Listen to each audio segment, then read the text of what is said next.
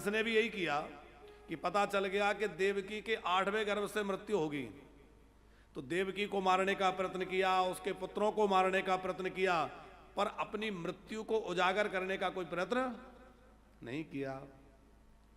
अच्छा, परीक्षित जी को 7 दिन पहले पता चला कि 7 दिन बाद तुम्हारी मृत्यु होगी, तो उन्होंने न मृत्यु से भागने का कोई प्रयत्न किया, न मृत्यु से बचने का कोई प्रयत्न किया, बल्कि ऐसा प्रयत्न किया कि आज हम सब लोग भी परीक्षित जी के यश को गा रहे हैं और परीक्षित जी का नाम हमेशा हमेशा के लिए अमर हो गया। शरीर भले ही अमर नहीं हुआ हो, पर नाम अमर हो गया कि नहीं? अरे भाई, हो सकता है उस समय तक्षक नाग से बच जाते, कितना और जी लेते, 10-25 साल 50 साल इतने ही जीते, आखिर मरना था। पर क्या उनका नाम इतना दुनिया गाती? आज भी जो यजमान बनते हैं भागवत के, उनको क्या बोला जाता है? भागवत के परीक्षित। हमारे श्री गर्ग साहब बैठे हैं, तो ये क्या है इस समय? ये भागवत के परीक्षित हैं, यही बोला जाता है। तो परीक्षित का नाम युगों युगों तक के लिए अमर हो गया कि नहीं? देखो, देह जो जन्म ली है वो तो मरेगी, जो पैदा हुआ है वो मरेगा। जातस्य ही ध्रुवर मृत्यु ध्रुवम जन्म मृतस्य चा। शरीर तो एक दिन मिटना है, जो बना है वो मिटेगा, लेकिन भैया इस शरीर से, इस विनाशी शरीर से ऐसे कर्म करो, ऐसा कुछ कार्य करो जिससे हमारी कीर्ति, हमारा नाम अमर हो जाए और युगों युगों तक नाम गाया जाए कि भैया कोई था जो कुछ करके गया है। कोई सत्कर्म करो, समाज सेवा का काम करो। अब एक बात विचार करिए गर्ग जी, लोग हमसे कई बार पूछते हैं, आप आश्रम बना रहे हैं और सारे कमरे साधकों को दिए दे रहे हैं, उनको एग्रीमेंट करके कमरे की चाबी सौंप दे रहे हैं, आपके पास क्या रहेगा? हम उनको तो कुछ कहते नहीं, पर वस्तुतः बात यह है कि हम सोचते हैं भैया हमारे नाम भी हो जाए तो कौन सा हम यहीं बैठे रहेंगे? अरे जाना तो सभी को है, पर यह है कि चले तो जाएंगे, पर बरसों बरसों तक एक नाम बना रहेगा। भैया वो महाराज जी थे, वो ये आश्रम बना गए, वानप्रस्थ वाले महाराज जी का आश्रम है, वो वानप्रस्थ वाले महाराज जी बना के चले गए। कितने साधक यहाँ रहेंगे, भगवान का भजन करेंगे, भगवान के गुणगान करेंगे, यहाँ रह के अपना जीवन सार्थक करेंगे, भजन करके अपना जीवन का उद्धार करेंगे। कितने लोगों को यहाँ आश्रय मिलेगा। तो हम रहे ना रहे उससे क्या फर्क पड़ता है? जाना तो सभी को है, पर नाम अमर हो जाए, कीर्ति अमर हो जाए, भैया चलो वहां कोई ऐसा काम करके गए। जिन लोगों ने यहां कमरे बनवाए, मान लो कुछ लोग ऐसे भी हैं जो माताओं के लिए हॉल या कोई कमरा बनवा के दान कर रहे हैं, अब उनका पत्थर वहां लग गया तो वो नाम अमर हो गया कि नहीं? उसमें कोई भी साधक रहेगा, अभी कोई भजन करने वाला रह रहा है, बाद में उसकी जीवन पूरा हो गया पर कोई और आके रहेगा। या हम लोग संतों को जो 108 कुटिया बना रहे हैं, पत्थर लगे रहेंगे, जिन भक्तों ने वो कमरे बनवाए, कुटिया बनवा के संतों को दी, तो हम लोग तो रहेंगे नहीं, ना आप रहेंगे ना हम रहेंगे। धीरे धीरे समय के साथ, काल के काल में सबको समझ आना है। लेकिन वृंदावन में हमारा नाम अमर बना रहेगा कि नहीं कि अमुक व्यक्ति ने ये कमरा बनवा के इन संत को दिया है। एक संत रहे पर उनका जीवन पूरा हो गया, पर कोई और संत रहे तो नाम अमर हो जाता है। काम ऐसा करो कि भैया हम अमर हो ना हो, हमारी कीर्ति अमर हो जाए।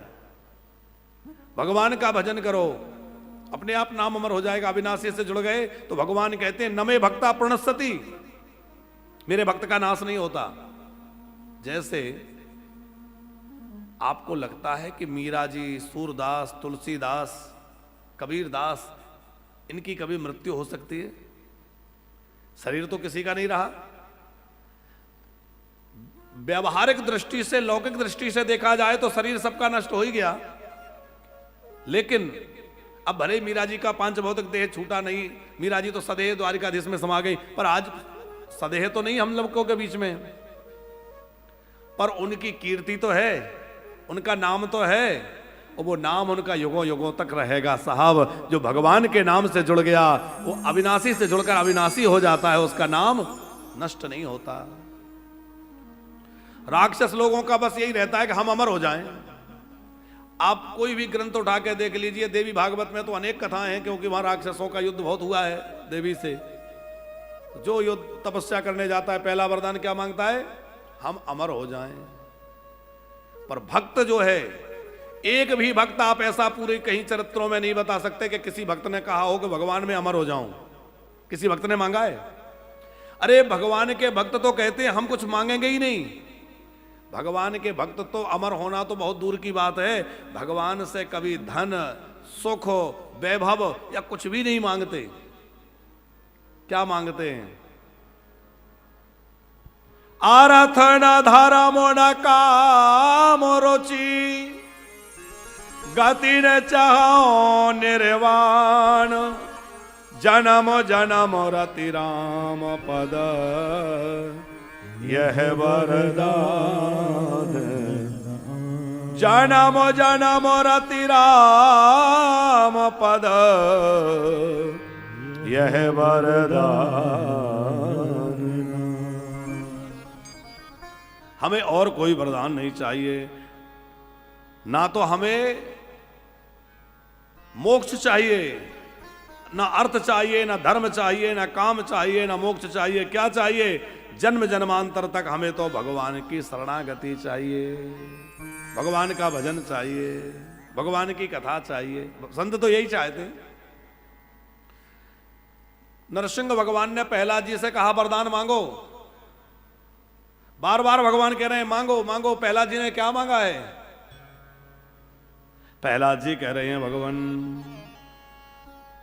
यदि रासीद मे कामन वरांस्त्वं वरदर्शभ, कामानामृत संरोहम भवतस्तु वृणे वरम। हे भगवान, यदि आप कुछ देना ही चाहते हैं तो हे प्रभु मुझे ऐसा वरदान दीजिए कि मेरे अंदर से किसी से कुछ भी मांगने की भावना ही समाप्त हो जाए, मेरे अंदर से सारी कामनाएं नष्ट हो जाएं। ये वरदान श्री प्रहलाद जी भगवान से मांग रहे हैं। प्रभु मेरे अंदर से सारी कामनाएं नष्ट हो जाएं। तो असुर जो है वो अपने देह को ही पुष्ट करने में लगे रहते हैं, और जो देह में उलझा हुआ है वह राक्षसी वृत्ति है, और जिसने देह से अपनी दृष्टि को हटाकर आत्मा में लगा दिया है वह देव हो जाता है। शरीर में ही जिसकी वृत्ति लगी हुई है वो आसुरी वृत्ति है, और जिसने अपनी वृत्ति शरीर से हटा करके आत्मचिंतन में लगा ली है वह देव तुल्य हो जाता है। यही दोनों में फर्क है। जैसे एक दशानन है और एक दशरथ है, तो दोनों के नाम में 10 लगा हुआ है। दशानन और दशरथ, दोनों में 10 शब्द है। दोनों में विशेष अर्थ क्या में फर्क क्या है? बोले दशानन का मतलब है, आनन माना होता है मुख, जिसके 10 मुंह है वो दशानन, और जिसने भोगों को भोगने के लिए 10 मुंह धारण कर रखे हों। बात को समझिएगा। एक मुख से भोग भोगने में उसको तृप्ति नहीं हो रही, तो जिसने भोगों को भोगने के लिए 10-10 मुख धारण कर लिए, वो 10 मुख क्या है? हमारी 10 इंद्रियां।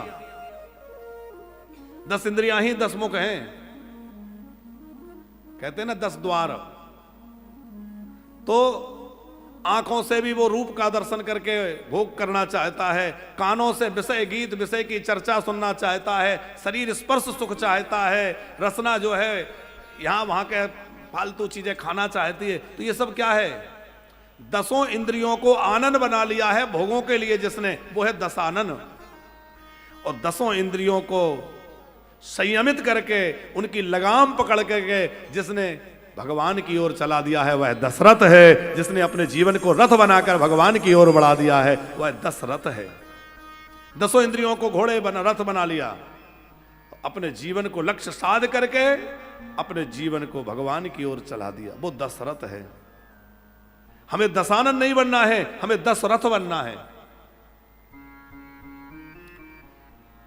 भगवान के पुत्र प्रद्युम्न का हरण हुआ, सम्रासुर ने समुद्र में फेंक दिया, वहां एक मछली निकल गई, मछुआरों के जाल में मछली फंस गई, मछुआरों ने मछली के पेट को काटा, जीवित मनुष्य बालक देखकर सब लोगों को बड़ा आश्चर्य हुआ कि भाई मनुष्य का बालक मछली के पेट में कैसे। तो उसी सम्रासुर की रसोई में वो मछली भेज दी गई और वहीं वो बालक पेट से निकला, मछली के बालक जीवित था। वहां एक स्त्री काम करती थी जिसका नाम था मायावती। कौन थी वो? सुखदेव जी उसका परिचय दे रहे हैं। साच कामस्य वै पत्नी रतिर्नाम यशस्वनी प्रत्युर्निर्दग्ध देहस्य देहात्पति प्रतीक्षति। वह कामदेव की पत्नी रति थी जो अपने पति की प्रतीक्षा में यहां सम्रासुर की रसोई में सेवा कर रही थी। नारद जी ने कहा था यहीं तुम्हारे पति तुम्हें मिलेंगे। आज उस बालक को देख करके वो पहचानी नहीं। नारद जी ने आकर कहा ये आपके पतिदेव हैं। फिर तो बड़ी प्रसन्न हो गई, उनका पालन किया। धीरे धीरे बालक बड़ा हुआ, एक दूसरे को पहचान गए, पुरातन प्रीति प्रकट हुई, दोनों में जयमाल हुई, दोनों का विवाह हो गया। पर सम्रासुर ने जब ये जाना कि कोई हमारे रसोई में कोई पुरुष आकर के अजनबी रह रहा है तो युद्ध के लिए आया। प्रद्युम्न जी और सम्रासुर का युद्ध हुआ और प्रद्युम्न जी ने सम्रासुर को मार डाला और सम्रासुर को मार करके आकाश मार्ग के द्वारा प्रद्युम्न जी द्वारिका पधारे। द्वारिका में बड़ा उत्सव हुआ है, खूब आनंद हुआ है। और उसके बाद भगवान के अन्य विवाहों की चर्चा है। बोली भक्त वत्सल भगवान की।